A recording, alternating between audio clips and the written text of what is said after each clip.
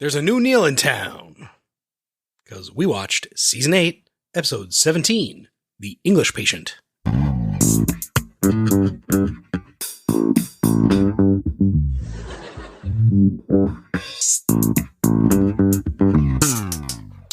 So, Katie. Hi. How are you? Fine. How'd you like The English Patient? Not very much. You looked like Elaine sitting in the theater watching The English Patient while you were watching The English Patient. Ironically, Elaine's was the best part of this episode. But yeah, at some point I did look over at you to see what you looked like because I couldn't believe what I was seeing. This is during the Kramer storyline. Honestly, sometimes I don't write anything. I'm just like, well, I'm not going to talk about this at all. But it was more of the triple Mandelbaum. Oh yeah, you weren't a big fan of that either. No. Mandelbaum. So The English Patient was written by Steve Coren. It was directed by Andy Ackerman, and it aired on March 13th, 1997. Screen Crush ranked it as the 166th best Seinfeld episode. Vulture.com had it at a slightly better 93rd. Ooh, that's surprisingly, IMDb had it up as the 57th best episode. Who are you people? Say what you want, it's memorable. Okay. Throw it back to last week, read the Netflix synopsis. Synopsis? Synopsis. Synopsis? Synopsis. It's not synapses. Coconut. Coconut. Synopsis? Synopsis. Okay, well, let's throw it back to last week when I asked if you remembered this episode. Elaine sees the English Patient. Synopsis. Well? I think I nailed it. Yeah, I'll read the thing. Elaine hates the English Patient. I laughed when I wrote that down. A beautiful woman mistakes George for her boyfriend. An older man challenges Jerry to a weightlifting contest. I will give the episode this. It was very funny when yet another older man came into the hospital and it was the older man's son. Then when the third older man came in, I'm like, well, this is you've jumped the shark now. You ruined it. It's like a hat on a hat. Yeah. So who are the guest stars? If the other old man didn't come in, then they would have had somebody left to roll the crepes at the magic pan. Crepe. C-R-E-P-P. Crepe. Crepe. So we had Lloyd Bridges playing Izzy Mandelbaum. That's Jeff Bridges' dad? Yeah, I guess so. Wow. Where does Bo Bridges fit into this? Also, that they're brothers. Oh, okay. Airplane. He was in Airplane 1 and Airplane 2. He was in Hot Shots and Hot Shots Part 2. And then I wanted to look up, he's old, so I wanted to look up his first screen credit, and I wanted to play a little game with you. Okay. And I wanted you to guess what year Lloyd Bridges' first IMDb credit is listed as. When did the moving pictures get invented? Okay, so this is 1997. He could have been 90 years old. I'm going to say his first screen credit is 1917. It was 1935. 1917. You think you've been acting for 80 years? He could have been a child star. Gene Danaski played Izzy Mandelbaum Jr. He was in Close Encounters of the Third Kind, All the President's Men, and he was in an episode of both Star Trek the original series, as well as Star Trek The Next Generation. We have to have a Trek connection. Same question. What was his first listed screen credit? So if Lloyd Bridges played his father, I'm going to say his first screen credit was in 1955. 1965. Ah, damn it. We had Chelsea Noble play Danielle. She looked familiar. She did look familiar, but she wasn't really in anything that... she was on a bunch of episodes of Growing Pains. She was in the Left Behind movie series, both, 1, 2, and 3. Never heard of it. And she had an episode arc on Days of Our Lives. Returning guest star, but I thought I'd mention him, O'Neill Compton played Earl Hafner. He was in season 6's The Diplomat Club. Who's Earl Hafner? He's the man to whom Kramer tries to sell the Cubans. Oh, okay. He was in Deep Impact, Nixon, and What's Love Got to Do with It? Wait, who was Blaine? Who was Izzy Mandelbaum Sr.? Okay, I don't care. It's good that I have this still up. Earl Schumann played Izzy Mandelbaum Sr. He was in Taxi, Mr. Deeds, and Dodgeball, A True Underdog Story. It sounds like he doesn't have a credit list going way back, because I only see, actor 27? So I can't guess, 1925. He actually looks younger than Lloyd Bridges. Do you want to guess what his first credit was, or can you see it from there? Was it Seinfeld? It was Seinfeld. Have you seen The English Patient? I don't think so, but maybe. I have not. I would have seen it, close to 30 years ago. I would have seen it when it came out. When they said, when Elaine was complaining about the desert and Tunisia and stuff, I was like, I thought it was in England. But I guess then it would just be The Patient. I think it's like a nurse treats a guy that was in the war. Which one? World War I, Tunisia War, the Crusades, the Great War. Oh, okay. The war to end all wars. And he falls in love with her, and I assume they have sex in a bathtub. Apparently. Doesn't work. It's not good. Especially bathtubs back then. They were small. They were not made for two people. No, you had to sit in it with your knees up. Yeah. It was like a bucket, basically. Can't have sex in a bucket. Where do you want to start? I don't know. The opening scene sort of has something to do with movies. Elaine and Jerry are on the subway talking about the concession ads. Mm-hmm. And how perverse it is that the Raisinette box buys a Raisinette box. I don't think you need to think too deeply about an ad for a concession stand. It is a little bit silly to me that, the very classic, let's all go to the lobby. Everybody gets the snack. You sneak the snacks in because they're expensive, but they don't need to advertise the one place you can get snacks at a movie theater. But there used to be an intermission. So it was well, don't just sit here and talk to each other.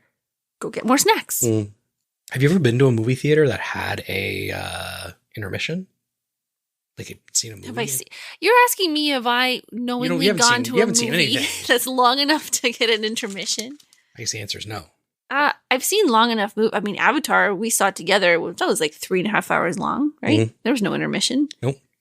You just had to sit there. You heard about this Megalopolis thing, right? Didn't it take 30 years to make? And at one point, an employee from the movie theater was supposed to come in and talk. Yes. Yeah. But they weren't allowed to say anything. They had to mouth the words that were in the movie. They had to get up on the stage in front of the screen and lip sync? Who made this? Francis Ford Coppola? Yeah. Revoked. Directors Guild card, tear it up. He can't do it anymore. We should probably see the movie before we make this decision. I listened to the How Did This Get Made about this movie. I have seen it, basically. Megalon can cure any disease and make moving sidewalks. Cool. You could do anything with this mystical power and you make a people mover. That's what this movie's about. People have to go places. They have legs. Yeah, but with the Megalon, they don't have to use them. Sounds fantastic. So I guess Jerry's parents didn't like the Airstream. No, they're moving in. So, this is the first episode with Del Boca Vista. Mm-hmm. Basically the Florida compound that you think of when you think of Seinfeld, not the Pines at Del Mar. 2? Yeah, isn't it? Is it Del Boca Vista 2 or Pines at Del Mar 2? It's Pines at Del Mar 2. Okay. Pines at Del Mar Phase 2.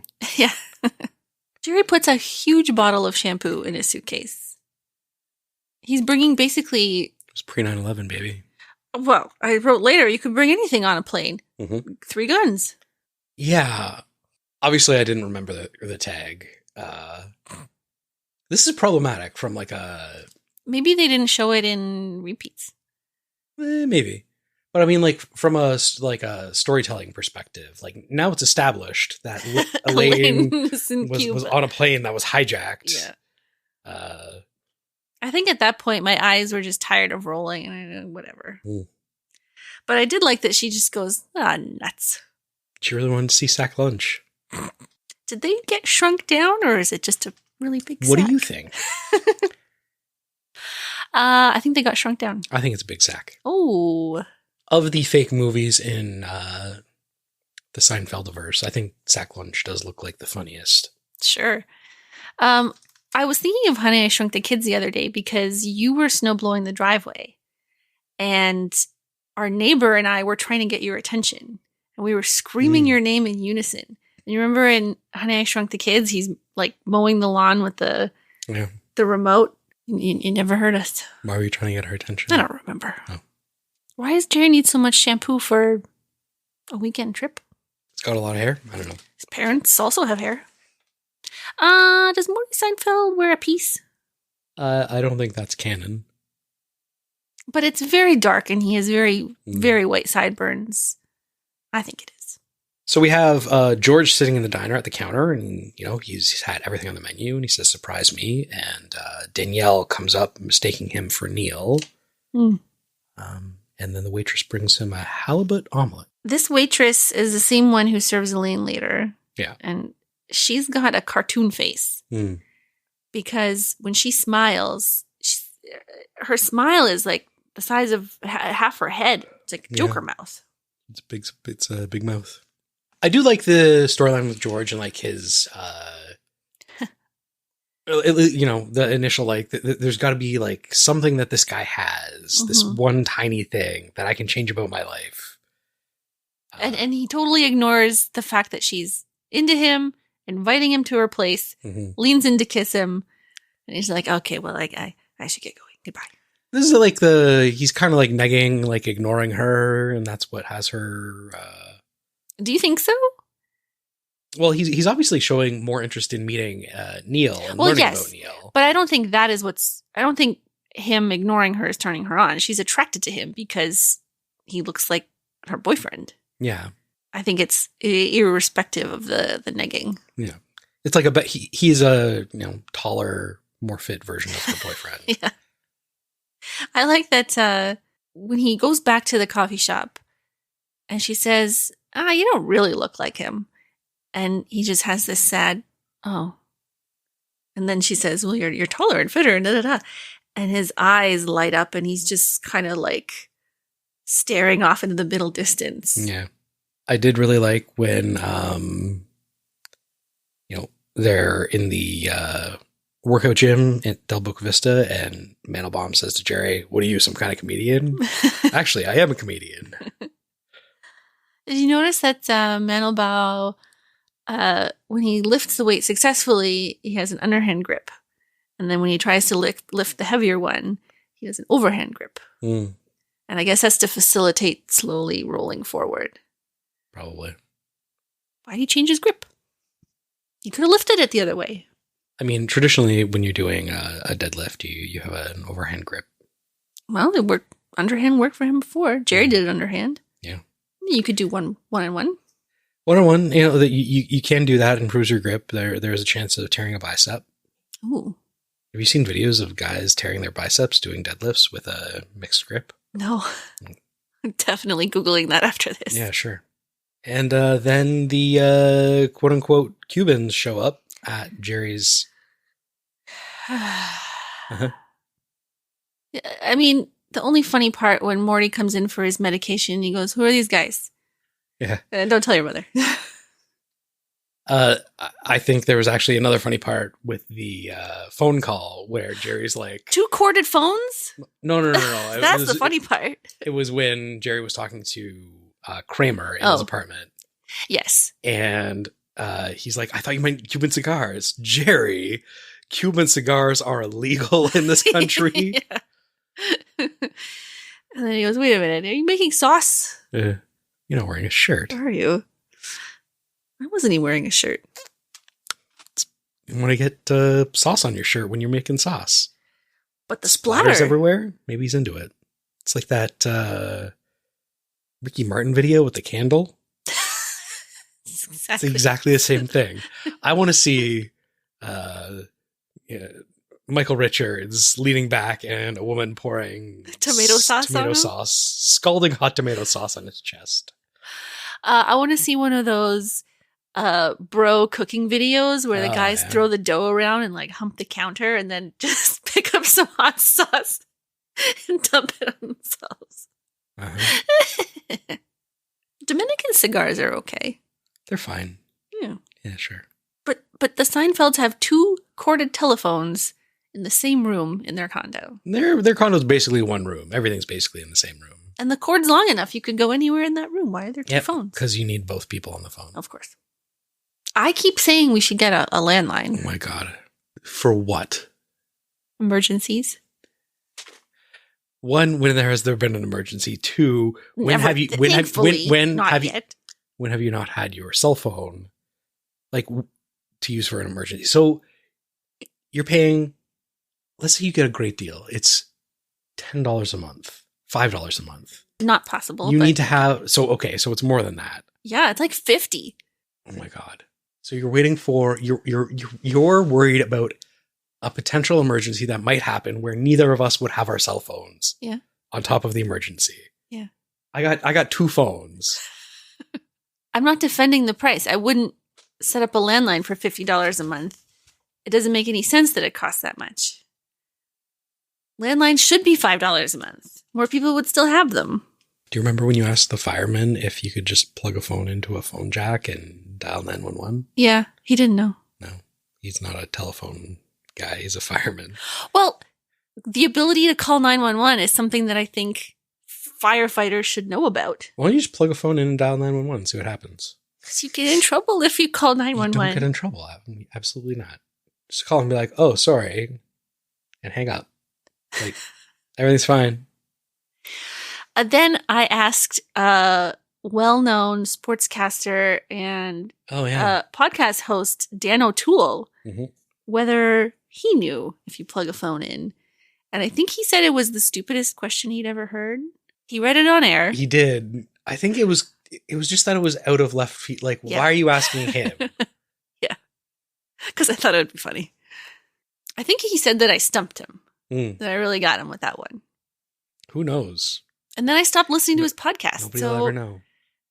Maybe they could have found a segment. The answer. Yeah, they could have brought on an expert. So The English Patient. Yeah. What movie for you would be The English Patient? What's my English Patient? What's your English Patient? Not having seen The English Patient, I don't know what I'm comparing it to. So, no. But so there's a movie that everybody else loves. Oh, I'm Elaine in this scenario. You are not everybody else. Yeah. Okay. Why would you be everybody else? I was thinking, what movie could I, just was so romantic and got to me and I could watch over and over again and I was obsessed with? That would be the weirdest way to ask you, what is a movie that you liked? What's your English Patient? So what's the movie that you, yeah. I think it makes sense. You're Elaine. What's your English Patient? I don't know. Do you have an English Patient? Oh, 100%. Okay. No. I'm going to guess it's The Sixth Sense. Yeah. Okay. I don't think so. I tend to judge ahead of time whether I'm going to like something or not. And so if I don't think I'm going to like it, I don't watch it. Mm-hmm. So I tend to like everything I watch. Well, I mean, I think Elaine going into that movie thought she was going to like it. No, she wanted to watch Sack Lunch. Right. I am Elaine in this scenario. I 100% would watch Sack Lunch or The English Patient. Do you remember just going to the movies and being like, I don't know what I'm going to watch. What do you guys got going on? Yeah. Oh, okay. Yeah. Oh, this one or that one. I've not seen any previews and maybe there's some Oscar buzz, but let's look at this poster and decide what we're going to go see. And then you decide and they're like, bah, sold out. And you go, well, I guess we'll see that one. And you do. So the other employee in Peterman's office, when they're talking about the English Patient, it's such a strange voice. So Jay Peterman says how much he loved that movie. And his other employees almost like Vincent Priceian, like, oh, it was so romantic. It ravaged me. You know, we've seen him before, right? And we've heard him talk before? Yeah. I'm bringing him up again. Did he talk funny before or just this time? I can't remember.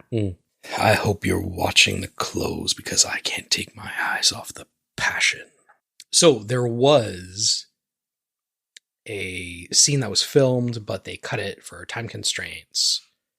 And you can actually kind of tell because in the two scenes where Peterman and Elaine are in the theater, the people that are sitting around them change. And it's because they go and see it. They filmed a scene where Peterman is like raving about the movie. And then he's like, we should watch it again and pay attention to the clothes and take notes for all of the things. And that's why he says the line, I hope you're watching the clothes. And so it's like the third time she's had to watch it instead of just like the second time. So again, that's a hat on a hat. She's already exasperated and the line makes sense here. Like he wants to watch the clothes in everything, right? Yeah. She knows that. I know that. I'm glad they cut that. I think it makes sense. Yeah. She drops a goober or something behind her and picks it up and eats off the ground. I think movie theater floors might be top 3 grossest floor. Men's bathroom. What else? Subway. The subway is like pretty gross, but it's like visually clean-ish most of the time. The movie theater's dark. You can never tell what's going on down there. It's up there. Yeah. Stadium floors are pretty gross too. They power wash that stuff, right? I feel like you can hose down. It's mostly concrete. Yeah. Oh, there's some wood. They probably don't hose it down. I don't know. Like the Sky Dome, they would hose down, but like TD Place, they couldn't hose down. I thought there was an issue with like drainage in the Sky Dome. I don't know. So again, I'm just rolling my eyes at Kramer. He sits down in the coffee shop and just goes for like 3 minutes. Like, he couldn't think of anything to write. Well, the Dominicans are planning a revolution. I thought you would have liked this. You love pretending to be a dictator. When there's no work, they come for El Presidente. Derek's talking about a video game. Tropico 1 through 6.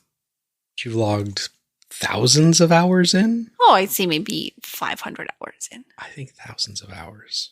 Just because I play the soundtrack often, I probably play the soundtrack more than I play the game. Next week we're gonna correct. I think I'll say over 1,000 hours. I'm taking the under. Okay, I was gonna say over even higher, but I think it's over 1,000 hours. Okay, we'll see. Place your bets. All cumulative games? Yeah. Yeah. Okay. But I didn't play the first couple very long. No, you started with like 3. Yeah. Played 3, 4, 5, and 6. 3, 4, 5, 6, then 1, 2. Dennis Castro. Sorry, Dwayne. It's kind of funny. Like, is Raul, right? He's Raul the brother, Castro and he's the leader of Cuba now, or is he? Did he die too? Is somebody else? I don't know. I feel like there's no Castro. Like, yeah, I'm pretty sure Raul's dead. We'll have to double check that.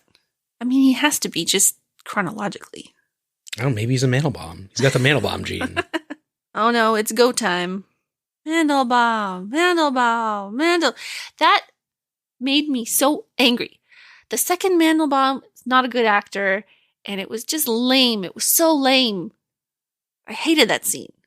What's the redheaded kid bully family from Billy Madison that he keeps like running into different bullies as he goes through school? You know what I'm talking about? Yeah, it's the same thing. There was an excellent line at the end, though, when George goes to visit Neil. Whose cane is this? It's Neil's. And he leans in and goes, I admire your skills, Mr. Peanut. Neil must think that George is insane. I think he knows exactly what's going on because he must recognize himself. Maybe. And then he says, I win. The actor that played Neil was Jason Alexander's stand-in. Oh, that's funny. So he probably was better looking than him.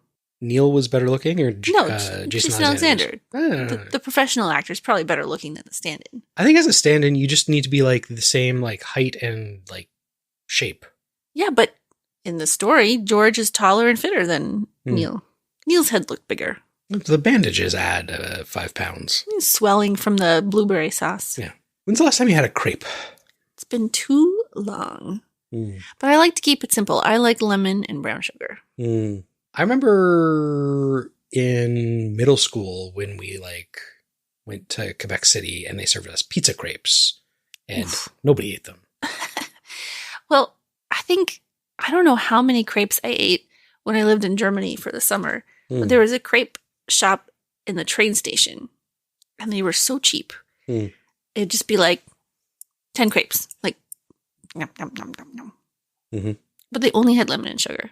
I think you gotta keep that menu tight. Like maybe a few things. Don't go crazy. You know, do you like a breakfast restaurant? Like an egg expectation or something that only specializes in breakfast? I'm not talking about a diner. I mean a breakfast restaurant. I mean, I like a bacon, egg, and cheese. Sure. But I have a feeling like there's one at the mall. It's only breakfast. And it's like Cora's. Their menu is 10 pages long. And none of it's very good. No. Yeah. It's a hat on a hat on a hat. Hats on hats on hats, yo. Crepes with Nutella and bananas and ice cream and whipped cream and frosted flakes. I was trying to think of powdered sugar. And I came up with frosted flakes. I was looking at the Beaver Tails menu. Overrated, but go on. I mean, overrated for how much it costs, but I think it's a good thing. It's a tasty product. It's a flat donut. But I think you need to keep it simple. You need like brown sugar. Once you get past, so brown sugar, good. The cinnamon sugar, good. Brown sugar with lemon, good. Nutella, not for me, but I understand it. Once you get past that, they have like marshmallow. There was like cream cheese spread with strawberries and like there's too much. You go crazy. This is what I'm talking about. Yeah. This is the breakfast. The Beaver Tails is basically a Pop-Tart, and you just keep piling more stuff on it. It's no good. I agree. Okay, we've strayed too far. I don't know. Do you have anything else to talk about? No. The plane gets hijacked. Kramer can't sell the Cubans. They go blah, blah, blah. Yep. A bit of a dud. Yeah. Yeah. I just want to say I did like Smarmy Jerry when he smiled after Elaine told him that she had to live in a cave. Smarmy Jerry is always good. Next week we have the nap. George has figured out that he can take a nap under his desk at work. It's the dream. Napping on the job. Getting paid to sleep. Well, I can't wait. Okie dokie. Bye. Bye. Believe it or not, this is our podcast. Please subscribe at the end. If you subscribed, we would be happy. Please subscribe to us. Believe it or not, it's our podcast. Is that a Seinfeld reference?